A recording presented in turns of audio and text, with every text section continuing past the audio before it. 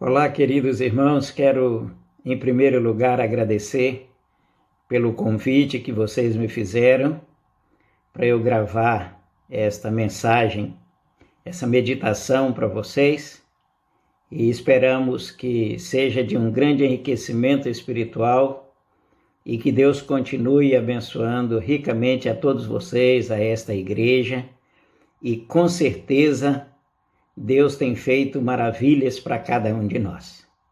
Mas antes, vamos começar fazendo uma oração.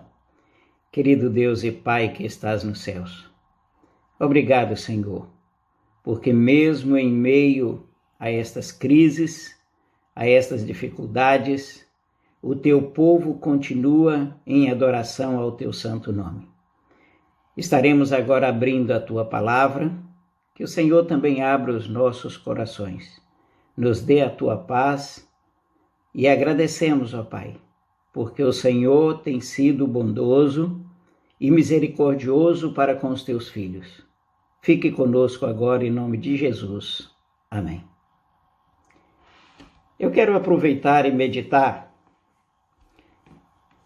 em um texto, em um personagem bíblico. Eu estava pensando agora aqui, uma das coisas que eu gosto de fazer é de viajar. Eu gosto muito de viajar. E eu quero saber aí quem é de vocês que gosta também de viajar. E às vezes as viagens nos marcam bastante. E tem viagens que são viagens agradáveis, outras viagens trazem alguns transtornos também para cada um de nós. Mas nós não podemos esquecer de que a nossa vida é uma viagem. Nós estamos aqui nesse mundo de passagem. Nós somos viajantes. A Bíblia diz que nós somos peregrinos aqui nesta terra. Mas eu quero dizer para vocês que é muito bom a gente viajar. É bom viajar, é bom passear, mas eu quero dizer que é melhor voltar para casa. Todas as férias eu tenho viajado, mas quando chega no final a gente já fica ansioso, com vontade de voltar para casa.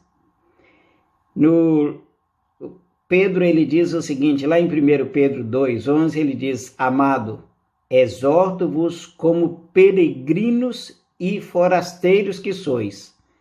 Ele está dizendo que nesse mundo nós somos peregrinos. E quando vemos também lá em Hebreus, no capítulo 11, no versículo 13, Hebreus capítulo 11, versículo 13, lá nós temos ali a galeria dos heróis da fé. E ali fala o seguinte, que todos estes morreram na fé, sem ter obtido as promessas. E ainda mais, diz assim, vendo-as de longe e saudando-as e confessando que eram estrangeiros e peregrinos sobre a terra. Então, o tempo que nós passamos aqui é como se fosse uma viagem. Nós estamos fazendo uma viagem aqui pelo planeta Terra. E eu quero meditar, nesse momento, num personagem chamado Jacó. Jacó viveu cerca de 147 anos. Isaac viveu 180 anos, Abraão 175 anos. E Jacó ele teve muitas jornadas e lutas em sua longa viagem, nos percursos que ele fez, mas nada foi tão significativo quanto estas viagens que eu quero destacar para vocês. 3 viagens que Jacó fez. No capítulo 28 de Gênesis, começa dizendo assim, no versículo 10, Partiu Jacó de Berseba e seguiu para Harã. Tendo chegado a certo lugar, ali passou a noite, pois já era sol posto. Tomou uma das pedras do lugar, fê-la seu travesseiro, e se deitou ali mesmo para dormir. Essa história mostra que Jacó, nessa primeira viagem, nós conhecemos muito bem essa história, ele estava fugindo do seu irmão Esaú, E eu, quando era criança, eu não conseguia entender bem essa história. Porque eu ficava um pouquinho complicado, porque eu dizia, mas já não foi Jacó que enganou? Por que Jacó foi abençoado? Eu pensava. Até que com o passar do tempo, eu consegui realmente entender que a bênção de Deus é para todos nós. Aqueles que confessam seus pecados, aqueles que deixam, diz que alcançam misericórdia. Mas nessa primeira viagem aqui de Jacó que ele fez, ele estava fugindo do seu irmão. E ao fugir aqui, vejam bem, ele parou num certo lugar. Essa foi a primeira viagem aqui que ele fez.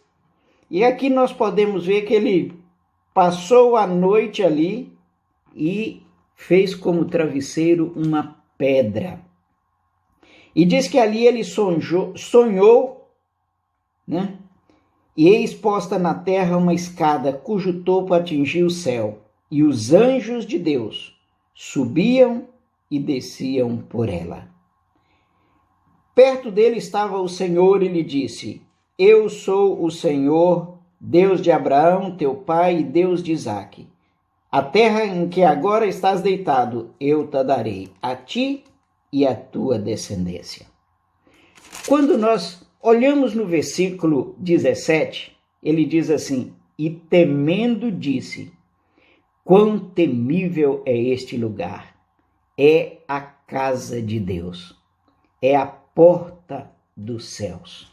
Aqui está, vejam bem, ele agora, nessa primeira viagem, ele estava em Betel. Ele chegou a Betel. Betel significa casa de Deus. Mas primeiro eu quero destacar aqui que essa casa de Deus, aqui nesta primeira viagem, o que Jacó aprendeu foi ter, em primeiro lugar, uma visão de Deus. E todos nós, como cristãos, nós precisamos também uma visão de Deus. Uma visão de Deus eu posso distinguir aqui, pelo menos uma visão tripla de Deus. Ou seja, nós precisamos entender e ter aquela visão da santidade de Deus. A santidade vem como Isaías. Isaías no capítulo 6, versículo 1 diz: Eu vi o Senhor assentado sobre um alto e sublime trono. Nesse momento, Isaías, ele disse: Ai de mim porque eu estou perdido. Eu sou pecador, eu sou um homem de lábios impuros. Eu habito no meio de um povo de impuros lábios. E os meus olhos viram o Senhor dos exércitos. Isaías, então, teve uma visão da santidade de Deus. Mas não é só a visão da santidade de Deus. Nós precisamos também ter uma visão do poder de Deus. Lembram de Caifás? Aquele sumo sacerdote? Ele estava diante de Jesus e ele fez uma pergunta para Jesus. Ele disse: És tu o Cristo, o Filho do Deus bendito? E Jesus respondeu para ele. Jesus, ele disse: Eu sou, e vereis o Filho do Homem assentado à direita do Todo-Poderoso e vindo com as nuvens do céu. Olha, uma visão do poder de Deus. Mas não é apenas termos uma visão da santidade de Deus, do poder de Deus, nós precisamos também ter uma visão da sua compaixão. Lembram da história de Jesus quando estava ali naquela multidão? Marcos capítulo 6, versículo 34 diz que era cerca de 5.000 pessoas. E diz que Jesus compadeceu destas pessoas e fez ali a multiplicação, alimentando 5.000 pessoas. Sabem por quê? Porque Jesus disse que eles eram como ovelhas que não tinham pastor. Vejam, A primeira parte da visão que nós entendemos, então, desta primeira viagem de Jacó a Betel, ele agora sim entendeu perfeitamente quem era Deus. Mas nós conhecemos muito bem a história. Quando nós chegamos em Gênesis, no capítulo 32, a partir dos versículos 22, agora nós já vemos aqui uma outra viagem. E eu falei que Jacó fez muitas viagens. Em Gênesis capítulo 32, agora o tempo já havia se passado. E a Bíblia diz que Jacó teve cerca de 130 anos viajando em peregrinações. E no capítulo 32, versículo 22, diz assim: levantou-se naquela mesma noite, tomou suas 2 mulheres, suas 2 servas e seus 11 filhos e transpôs o val de Jaboque. Olha, quanto tempo havia passado desde aquela primeira viagem que ele fez a Betel, que teve a visão de Deus que ele estava sozinho, fugindo de Deus, para esta viagem agora que ele estava agora retornando com o objetivo de pedir perdão, de fazer as pazes, mas o tempo já haviam se passado muitos e muitos anos. Mas essa outra viagem também de Jacó, ela é muito importante para nós. Por que esta viagem é muito importante? Porque aqui, Jacó, nesta outra viagem, ele teve aqui um encontro com Deus. E quando nós vemos aqui esse encontro com Deus, estava ele, toda a sua família, e no versículo 30, no capítulo 32 de Gênesis, o versículo 30 diz: aquele lugar chamou Jacó Peniel, pois disse: vi a Deus face a face, e a minha vida foi salva. Que bênção! Nesta viagem a Peniel agora, Jacó então teve um encontro com Deus. Ele, sua família. Aqui diz que ele teve esse encontro com Deus e ele viu Deus face a face, Deus salvou a vida dele. Aqui está. Jacó teve um encontro pessoal com Deus. E eu creio que todos nós precisamos também ter um encontro pessoal com Deus.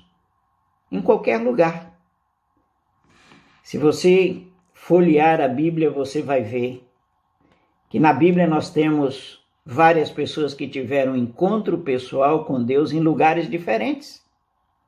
Em qualquer lugar que você encontrar. Lembram, por exemplo, André e Pedro? Tiveram um encontro com Jesus onde? Na praia. Se formos olhar no escritório de cobrança de impostos, Mateus está ali. Se olharmos bem também, o encontro com Paulo a caminho de Damasco. Aquela mulher samaritana teve um encontro com Jesus junto ao poço. Não importa o lugar. Todos nós precisamos ter um encontro com Deus. Sempre é uma oportunidade que Ele nos dá de começar uma nova vida. Assim como aconteceu com Jacó. E esse encontro de Jacó com Deus, Deus disse para ele agora: você não vai ser mais Jacó, suplantador. Você agora vai se chamar Israel, que quer dizer príncipe de Deus. Em tempos de crise, nesses momentos difíceis que nós estamos passando, não esqueça o encontro pessoal com Deus, que é exatamente esses encontros pessoais que temos com Deus, é que vai fortalecer você, que vai te dar força para você ser fiel e sentir que Deus é que está no controle de toda a sua vida. Mas esta foi a segunda viagem que eu destaquei aqui para Jacó. Mas, quando chegamos no capítulo 35 do livro de Gênesis, capítulo 35, no versículo 1, aqui nós já vemos algo um pouco diferente. Capítulo 35, versículo 1 diz assim: Disse Deus a Jacó: Levanta-te, sobe a Betel e habita ali. Faze ali um altar ao Deus que te apareceu quando fugias da presença de Esaú, teu irmão. Aqui está. Olha só o que Deus está dizendo agora para Jacó. Jacó, levanta e vai para onde? Para Betel. Ele já havia estado em Betel, onde ele reconheceu e teve a visão de Deus. Aquela visão tripla da santidade, do poder de Deus, da misericórdia de Deus. Mas Deus está dizendo assim: a sua primeira estadia em Betel, a sua estadia em Peniel, onde você teve também o encontro com Deus, foram breves. Você passou pouco tempo. Mas o seu retorno agora a Betel é para você habitar ali, para você morar ali. Mas não apenas habitar e morar, mas Deus está dizendo para você construir um altar para você adorar a Deus. E ele foi então instruído por Deus para morar ali. O que eu quero dizer para todos os nossos queridos irmãos? Há um fim para todos os nossos muitos passeios e viagens na vida. Chega um momento na vida do cristão que ele finalmente encontra descanso e paz que vem da parte de Deus. Assim Deus está dizendo, assim como disse para Jacó: é o momento, você vai então morar ali. Eu estou sentindo um pouco isso. Os anos vão se passando e Deus está dizendo: olha, um cantinho para você morar. E Deus está dizendo: você vai morar e você vai dizer para a sua família.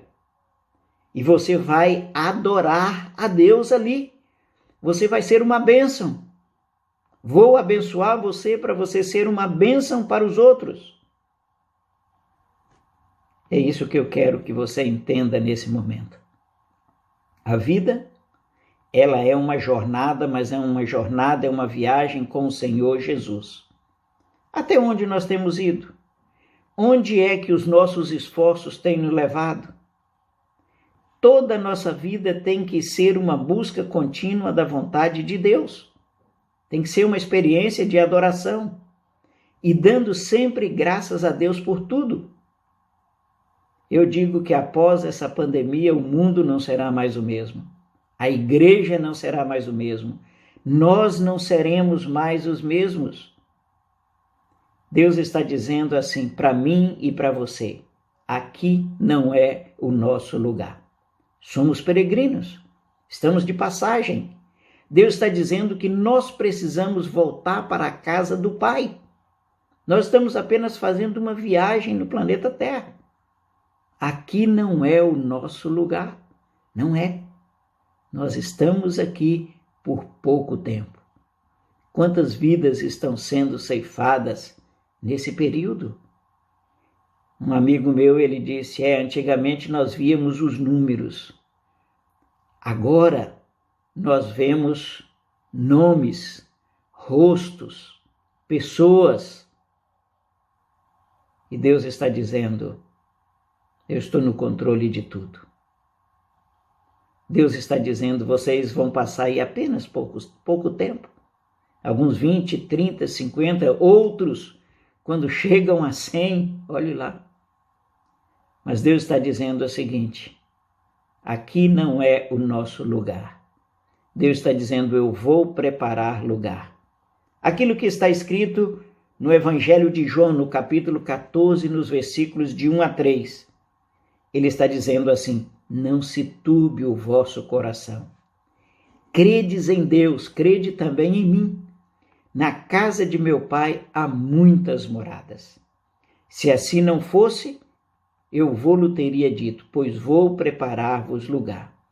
E quando eu for e vos preparar lugar, voltarei e vos receberei para mim mesmo, para que onde eu estiver, estejais vós também. Esse é o privilégio que Deus está concedendo para nós. Vamos aproveitar esse período e vamos refletir mais naquilo que Deus está preparando para mim e para você, preparando um lugar nas mansões celestiais. Esta sim será a viagem mais importante da nossa vida, que nós estaremos viajando e passando por outros planetas, como diz Ellen White, mundos não caídos, e chegaremos ao céu. Encontraremos com o nosso Senhor e Salvador Jesus Cristo. Esse momento eu quero que você reflita, nesse momento que você pense um pouquinho na volta de Jesus. Imagine essa viagem que nós faremos para o céu. Esta sim será a viagem mais importante da nossa vida.